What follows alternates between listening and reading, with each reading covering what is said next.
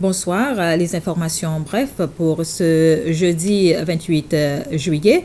La commission anticorruption ICCS a retiré les accusations portées contre Farin Rajan de l'affaire de faux et complot en vue de commettre un faux.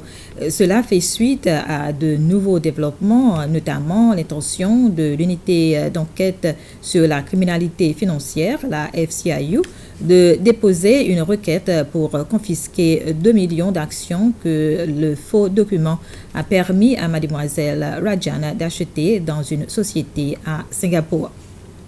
Pour rappel, l'affaire concernait un prêt de 4 millions de dollars que Mademoiselle Rajan avait reçu en 2016 pour acheter les 2 millions d'actions de la société d'Apollo Towers Holdings Pty basée à Singapour.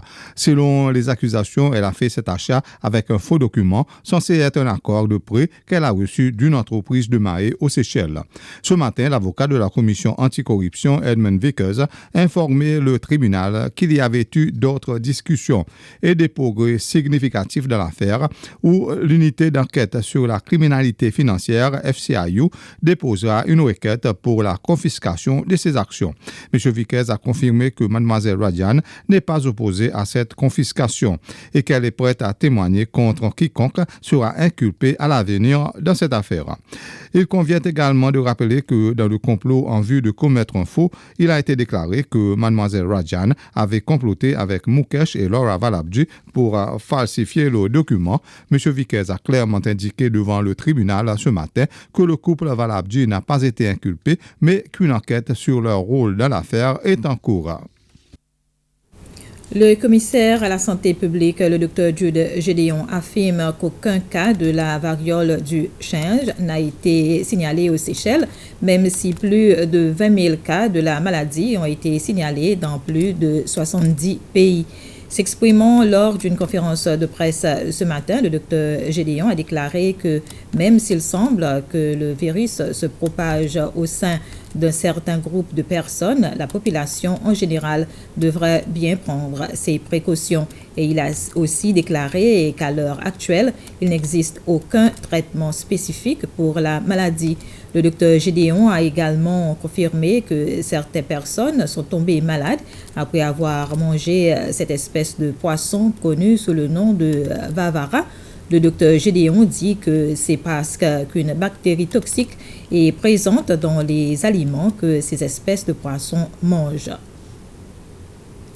La gouverneure de la Banque centrale, Carolina Bell, a déclaré que le pays devrait donner la priorité à ce qu'il doit importer car le pays est en train de perdre les devises qu'il génère.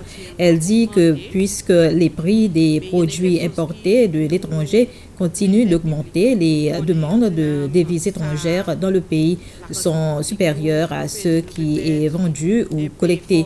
Ce sont les augmentations des prix des produits de base en provenance de l'étranger ainsi que les hausses des prix du carburant qui sont les raisons pour lesquelles il y a des augmentations dans les demandes en devises étrangères.